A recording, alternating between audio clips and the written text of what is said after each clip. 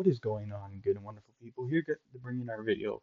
Unfortunately, I tried doing the face cam on my laptop. It's glitching right now, so it's not working. My laptop's not strong enough for OBS. So today we are taking a look at the Pittsburgh Penguins uh, roster of expiring contracts that will be going into this upcoming summer and talking about the players that are most likely getting traded, flipped for this upcoming 2025-2026 season and the 2026 trade deadline, and also who are trade bait, who are the Pens most likely going to trade.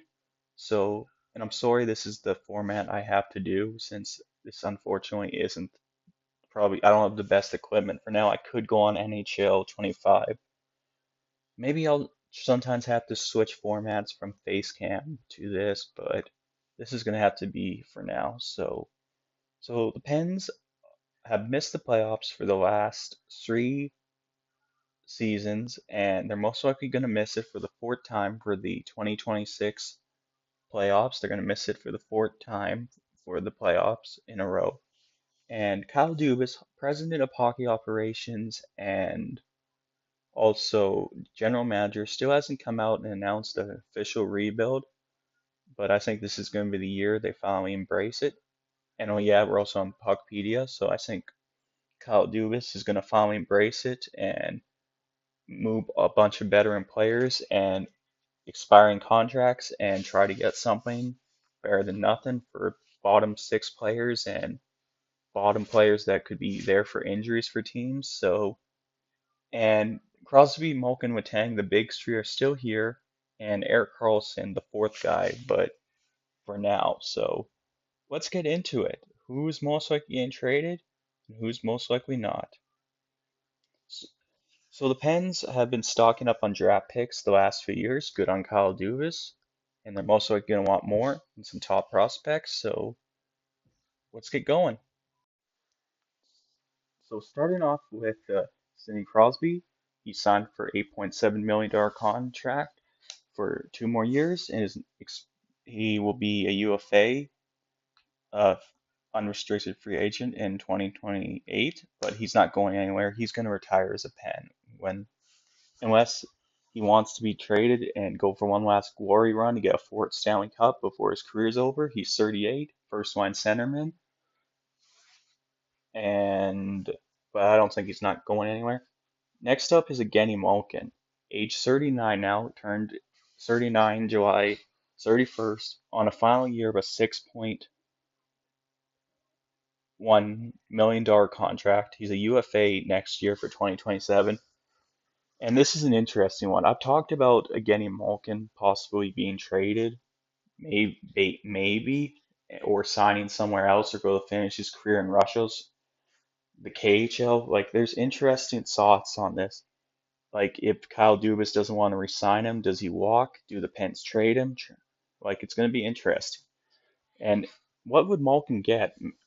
Maybe a second round pick at most, unless he plays amazing. I could see a first round pick. And if Malkin was to go, he would probably be in the maybe in the top six as a winger. He has proved can play the wing, or if a team wants to upgrade their third line centerman as depth piece in the bottom six, I could see that. It would be strange to see Malkin in a different uniform. It would be, and sad to see him go, but I don't think Evgeny Malkin's going anywhere. I think they'll re-sign him. But if he was to get traded and the Pens got first for him, that would be interesting. So we'll see what happens. Obviously, Malkin's not the same player anymore. His skating has declined, his puck handling has declined, and that happens when you get older. Next up, Brian Rust, 5.13 million, which is 5 million. I'm just trying to say he's signed until 2028. I think maybe he could be moved in what his trade value is, probably a second and a third. That's my prediction. He's not worth a first round pick. He did have his first 30-goal season, so. And yes, he has been playing with Crosby, and I'm pretty sure if he was traded, he would make a good asset for a top six, and then also play with another great talent on the wing. So Brian Rust, we'll see what happens. There are people say the Pens do need someone for the future down the road when Crosby and Malkin are gone. I know someone named NHL Pens has said before Rust could be the team's future captain, like not leading them to a Stanley Cup or anything, but just as a veteran leadership thing. That's what he said. So we'll see what happens with Brian Rust. Next up, Ricard Raquel, who had an amazing career season, 70 points in total he got this season. I think he also put up 30 goals. Yeah, I think it was 30 goals. So he signed a 5 million for until 2028.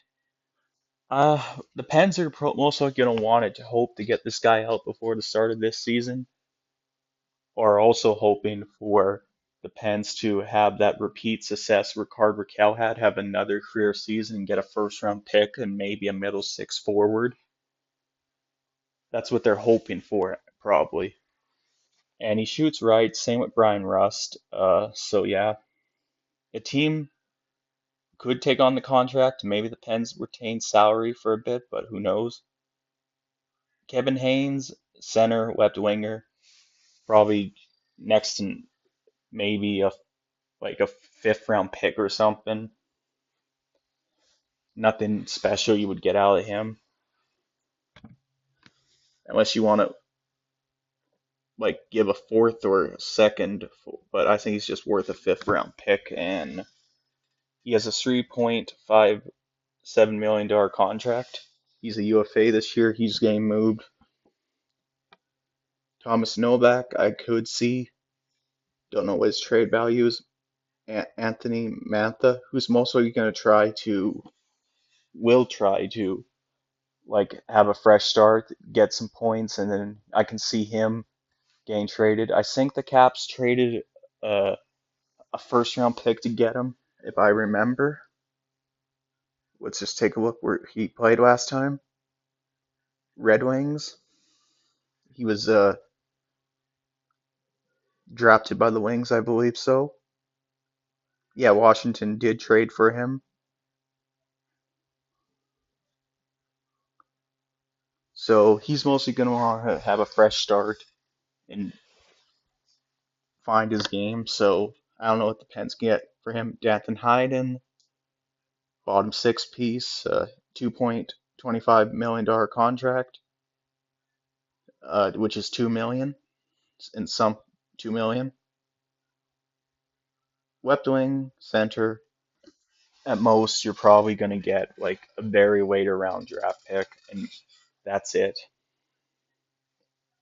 Noah Chari, 2 million. He was a UFA at the end of this season. He's most likely like he's a solid piece, but you're not going to get much for him. Like I don't know if he'll get traded, but we'll see what happens. I can see just a later round pick, like a 6th round pick or something. Nothing special. Blake, I can't pronounce the first name, makes 1.85 million. Most likely getting traded, but you're not going to get nothing for him, just almost next to nothing. So just these later round picks or AHL players. Philip, age 24, the Pens are want to hope for him to like develop well. Justin, I can't pronounce his first name. Delaware Connor, like all these players, they're on expiring contracts that are young but not young. I can see them getting moved, except for Philip. So yeah, these are the Pens forwards, which takes up 44 million, 47.1% of the cap of this team. First off, for the defense, Erik Karlsson, who was signed to 10 million.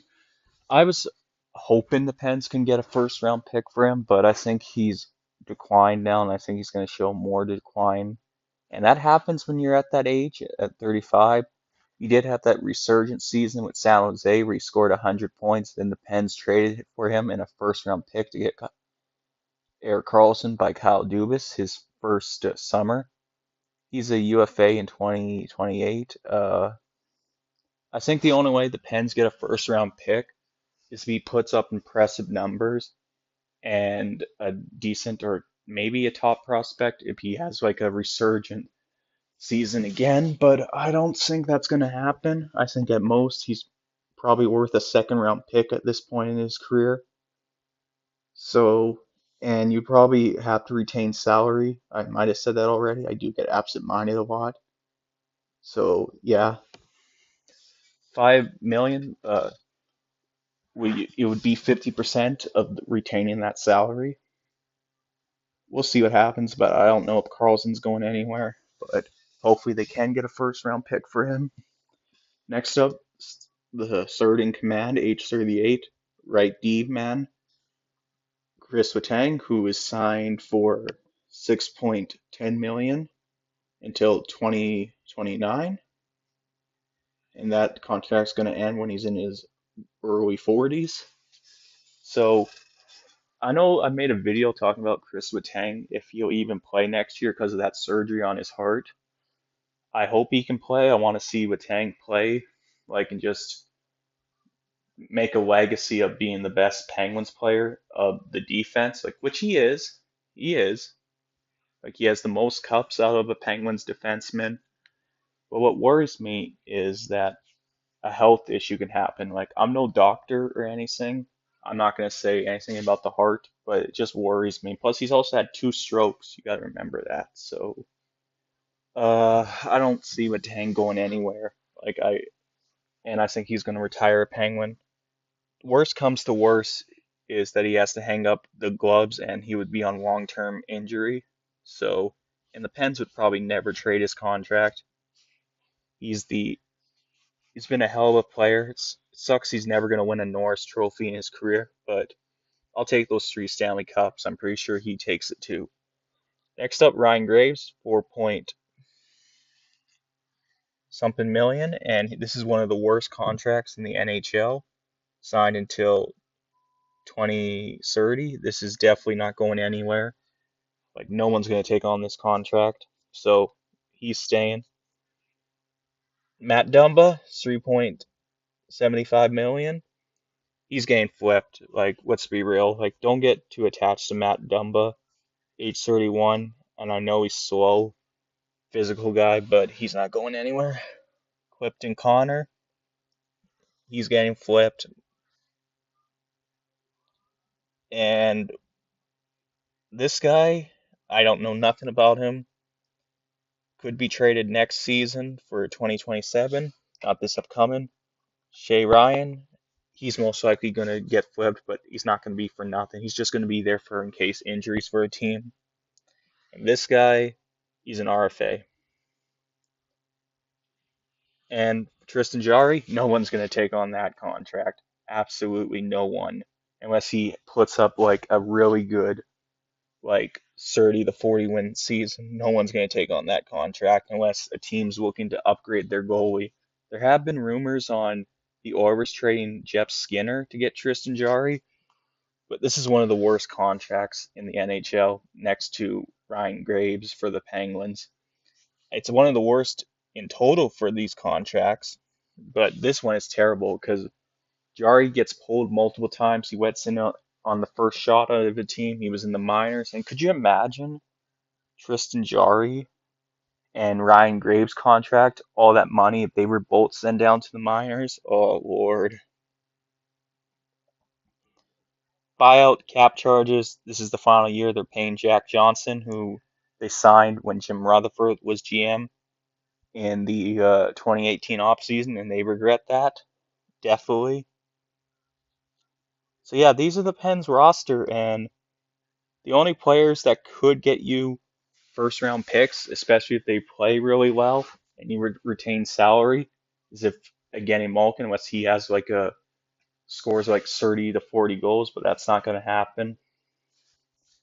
Eric Carlson, if he plays well, but I don't think that's going to happen either. Rust is not going to get you a first round pick. Ricard Raquel's probably the only one if he keeps up that success from last season.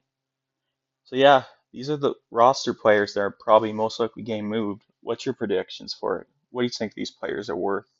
Do you think Evgeny Malkin leaves?